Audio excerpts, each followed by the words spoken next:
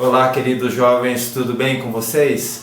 Como é que vocês estão lidando com a quarentena, esse tempo de reclusão, mas ao mesmo tempo um tempo muito bacana na vida da gente poder reconsiderar algumas coisas, redimensionar alguns valores, priorizar alguns relacionamentos, não é mesmo? Nesse tempo de quarentena eu pensei em vocês, orei por vocês e como nós mesmos combinamos, eu gravaria uma mensagem para vocês. E nós estamos refletindo aos sábados, quando eu estou com vocês, na vida de José. Eu queria dar continuidade nisso.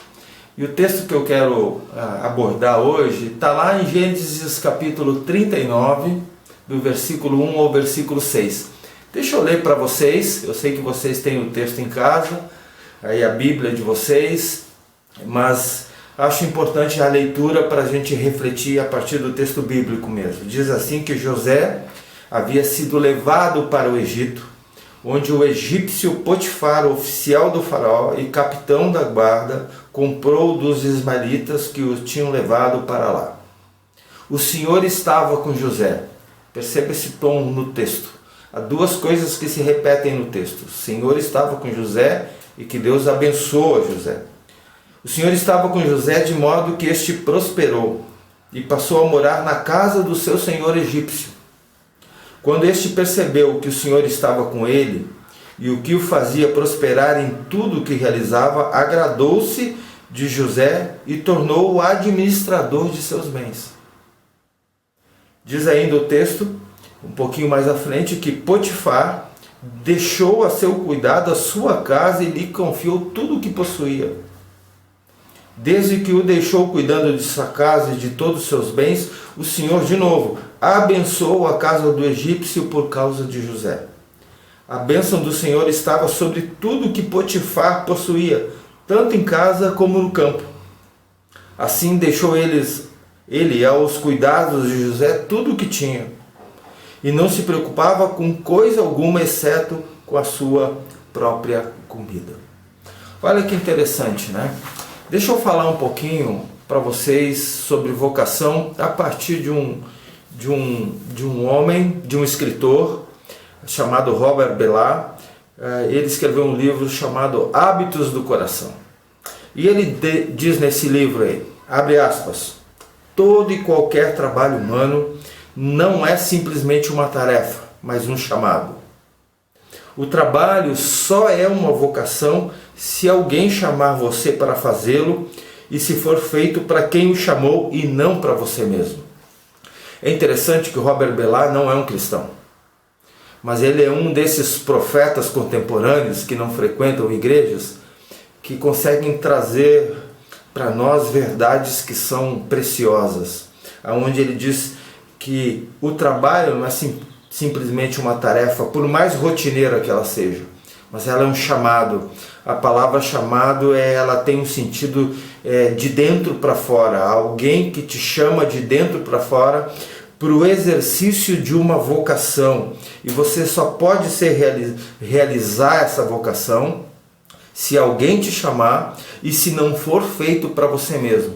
Quão diferente é na nossa cultura, onde tudo se volta para nós mesmos o tempo todo, onde nós somos o centro das atenções, onde a gente fala tanto no nosso dinheiro, no nosso carro, no nosso aquilo outro. Há tantas coisas onde a palavra, o eu está à frente, né? Agora, perceba bem como que José lida com isso. E para a gente entender melhor, é preciso entender os três cenários em que José é colocado e como que indiferente do cenário, Deus o abençoava. O primeiro cenário que você encontra, não necessariamente numa ordem cronológica aqui, é o cenário quando José está no palácio de Faraó. E ele é chamado depois de que alguém se lembra que ele havia sonhado na prisão, né? O copeiro. Ele é levado à presença desse faraó e ele desvenda dois sonhos de Faraó. Imediatamente ele é colocado como um administrador do Egito para lidar com uma crise mundial. Perceba, a crise não é só no Egito, a crise é mundial. E José vai ser usado por Deus, ele é tirado da prisão e levado à presença de Faraó, onde ele vai ser tremendamente usado por Deus. Mas você pode pensar assim, mas é fácil ser usado por Deus quando nós estamos no palácio, com todas as benesses, com todos os recursos disponíveis, com uma equipe de mão de obra qualificada. Mas eu queria dizer para vocês que a mesma coisa acontece quando José está na prisão. Antes dele ser chamado ao palácio de Faraó para ser elevado como administrador de todo o Egito, ele está na prisão, e você encontra isso no capítulo 39, do verso 20 em diante. E é interessante que na prisão ele lida da mesma forma. Há um princípio que rege a vida de José. Ele faz com excelência todas as coisas, independente do cenário em que se apresenta, do cenário em que ele está, em que ele é colocado.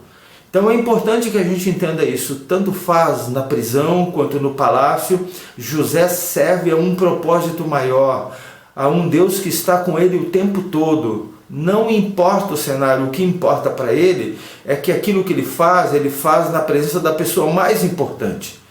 Tanto na prisão quanto no palácio, que é o seu Deus a quem ele serve e a quem ele glorifica em todas as coisas.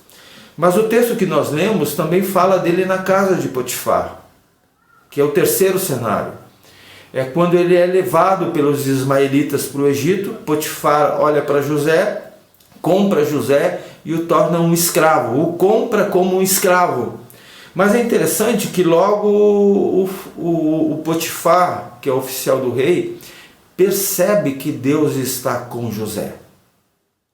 E percebe que tudo que José faz com dedicação, com excelência, Deus abençoa.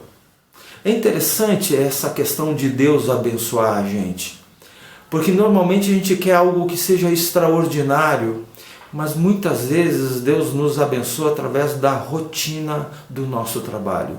Tudo aquilo que nós fazemos todos os dias, estudar, trabalhar, estar em família, qualquer coisa, ir à igreja, qualquer coisa que nós façamos no dia a dia de todos nós, desde que seja feito com excelência, com eficácia, com conhecimento, com profundidade. É interessante como Deus nos abençoa nesses cenários que muitas vezes a gente olha para ele, de novo eu vou ter que acordar cedo, de novo eu vou ter que trabalhar, de novo eu vou ter que ir à faculdade, de novo eu vou ter que fazer isso, de novo eu vou ter que fazer aquilo. Mas eu queria que você prestasse atenção, é na rotina do trabalho. Por exemplo, deixa eu usar outro personagem, de Davi. Davi estava cuidando de ovelhas. Ele não acordou um dia e disse assim, vou para o campo de batalha e vou me tornar o principal personagem daquele conflito entre dois povos, entre Israel e o povo filisteu. Não, o pai dele o chamou e disse, amanhã de manhã você acorda cedo e leva farofa e queijo lá para os teus irmãos. E veja como eles estão e volta e me traga notícias. Davi estava envolvido no trabalho diário dele de cuidado de ovelhas. Ele não foi um milagre da noite para o dia, ele fazia com tanta competência o que ele fazia, com tanto cuidado, com tanto zelo, com tanto comprometimento, que é interessante que quando ele vai para o campo de batalha, ele relembra os feitos dele para o gigante filisteu. Ou melhor, para Saul e talvez para aqueles que estavam amedrontados lá no campo de batalha. Eu queria frisar isso para vocês. Então esses três cenários que José é colocado, no palácio, na prisão, na casa de Potifar, diz o texto em todos eles que Deus estava com José. Mas perceba bem, não é algo mágico. José estava completamente envolvido nas coisas que ele fazia.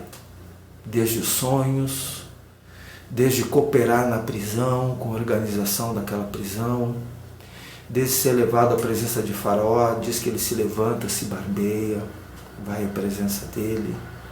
Quando ele é comprado dos ismaelitas por Potifar, diz que esse egípcio olha para ele e vê que ele tem uma habilidade, ele desenvolve habilidades que são importantes.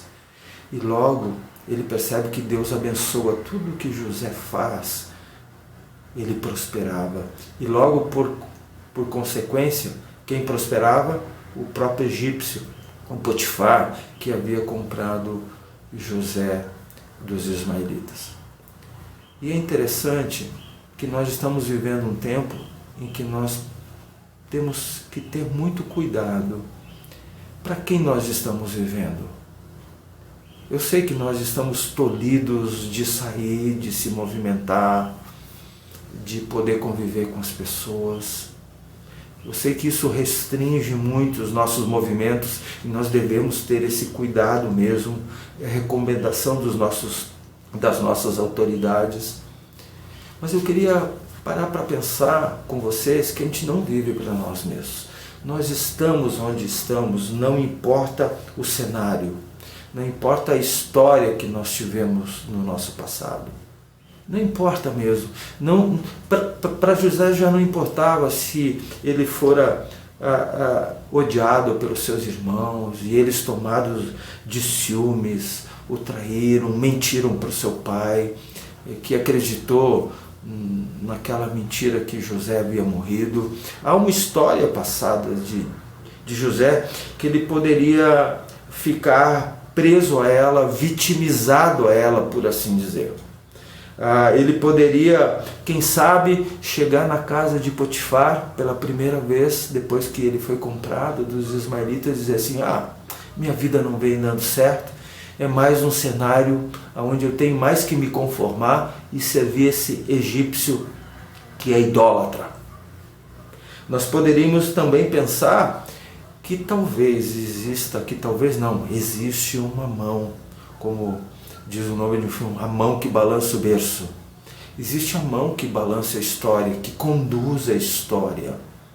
Nós não somos vítimas das pessoas que nos prejudicaram, não precisamos nos conformar a uma história onde a gente chora sobre ela o tempo todo e não consegue superar amarguras e dores. Nós devemos contar com alguém que transforma a nossa história, que redime a nossa história e nos redime por uma causa muito simples. Ele quer que nós abençoemos as pessoas ao olharem para nós, para a nossa presença, ou para a presença de Deus em nós e através de nós, quem sabe muita gente possa ser abençoada. Deus possa olhar para nós e dizer, eu estou com você.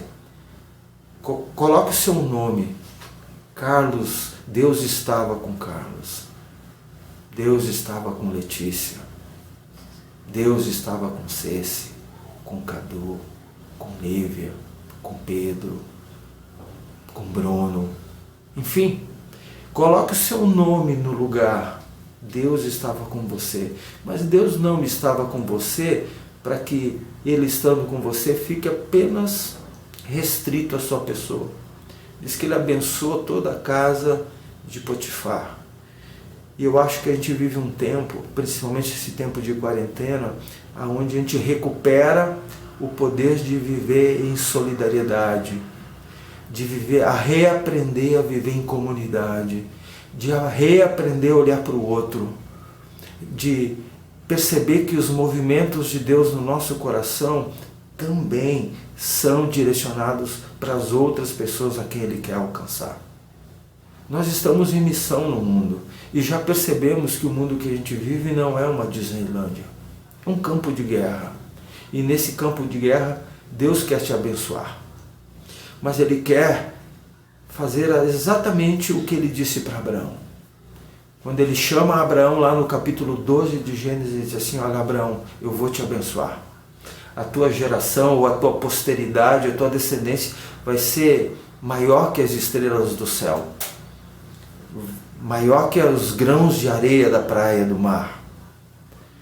Um dia Deus mandou Abraão olhar para o céu e para perceber quão numerosa seria a sua descendência, mas ao receber a bênção de Deus, Deus disse assim para Abraão: em ti serão benditas todas as famílias da terra. O que Deus disse para Abraão, Ele está fazendo aqui com José. Deus estava com José e o abençoou e abençoou a casa de Potifar. Pense bem no propósito maior que Deus quer da sua vida. Você está trabalhando, estudando, fazendo inúmeras coisas, e você está percebendo o que Deus quer fazer em você, no cenário em que você se encontra, não importa qual seja. Para José podia ser prisão, a casa de Potifar, poderia ser o palácio de Faraó. O fato é que Deus estava com ele e o abençoava, e por conseguinte ele abençoava vidas, tanto que abençoou o Egito todo, o mundo todo, livrando esse mundo do tempo de José de uma fome terrível. As pessoas possivelmente poderiam perecer. Você já parou para pensar que o cenário que a gente vive é desfavorável também? Nós estamos numa quarentena, num vírus que se multiplica progressivamente no mundo todo, mortes, gente assustada, gente amedrontada, supermercados cheios de gente correndo para se abastecer, e todo mundo pensando em si mesmo. É hora da igreja ser uma igreja de vanguarda. O que é uma igreja de vanguarda? Uma igreja que tem respostas bíblicas para o mundo que está sofrendo, para o mundo que está amedrontado, para o mundo que está padecendo debaixo de um vírus que para muitos já foi letal e para outros ainda vai se espalhar. Pense bem na sua vocação, no seu chamado. Nós só podemos cumprir a nossa vocação se entendermos o nosso chamado. E se entendermos quem nos chamou para fazer no presente tempo algo que não é para nós mesmos, é para o bem da humanidade. Eu queria compartilhar essa palavra com você e deixar com você uma citação final de Bertolt Brecht, que diz assim: há aqueles que lutam um dia e por isso são bons. Há aqueles que lutam anos e são melhores ainda. Porém, aqueles que lutam toda a vida, esses são imprescindíveis. Eu creio que Deus está à procura de pessoas imprescindíveis para que Deus conosco possa ser Deus com os outros também. Fiquem com Deus. Eu tenho orado muito por vocês para que a gente avance na nossa fé, cresça nas dimensões da nossa fé, no propósito de vivermos para a glória de Deus e para o bem humano, e também para que Deus use as nossas habilidades, talentos, dons, não só para a glória dele, mas para que isso se manifeste como expressão da bênção dele para o mundo em que nós estamos vivendo. Fiquem com Deus, meus queridos. Amém.